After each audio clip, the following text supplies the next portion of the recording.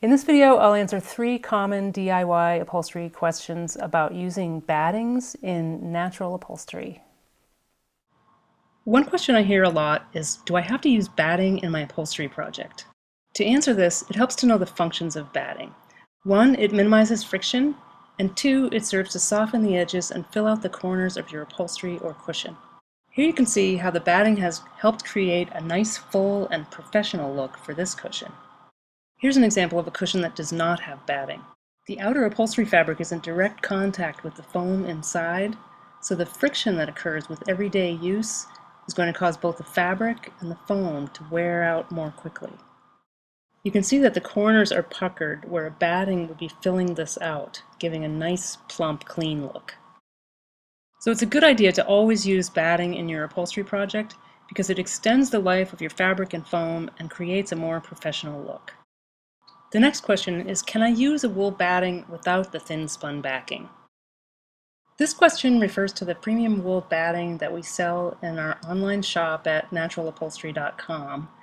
It comes with this thin spun wool backing that's quite strong, which you can staple or stitch together around a latex cushion, for instance.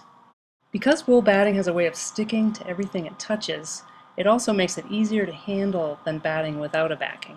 I like that the backing provides an added layer of protection from friction as well. Given these benefits of the backing, what can you use if you already have a wool batting that does not have a backing? One alternative is to use only ticking fabric between the wool and your upholstery fabric. With this method, you would book wrap the wool around your cushion, then carefully hand stitch or staple your ticking fabric, which has also been cut in a book wrap shape, directly around the wool. To learn more about book wrapping, see the link below this video. The second alternative is to purchase a separate fabric to use as backing.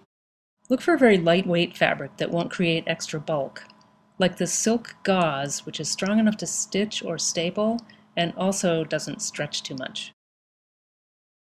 The final question is, can I use polyester batting instead of wool batting with my natural latex cushion? And the answer is yes, you can, if you don't mind using a petroleum-based product in your upholstery project. Aside from my preference for all natural products in my upholstery, one reason I personally prefer the wool over the polyester is I believe it provides better protection for the latex from UV light. Thanks for watching. If these natural upholstery tips have been helpful, be sure to subscribe and share with your friends.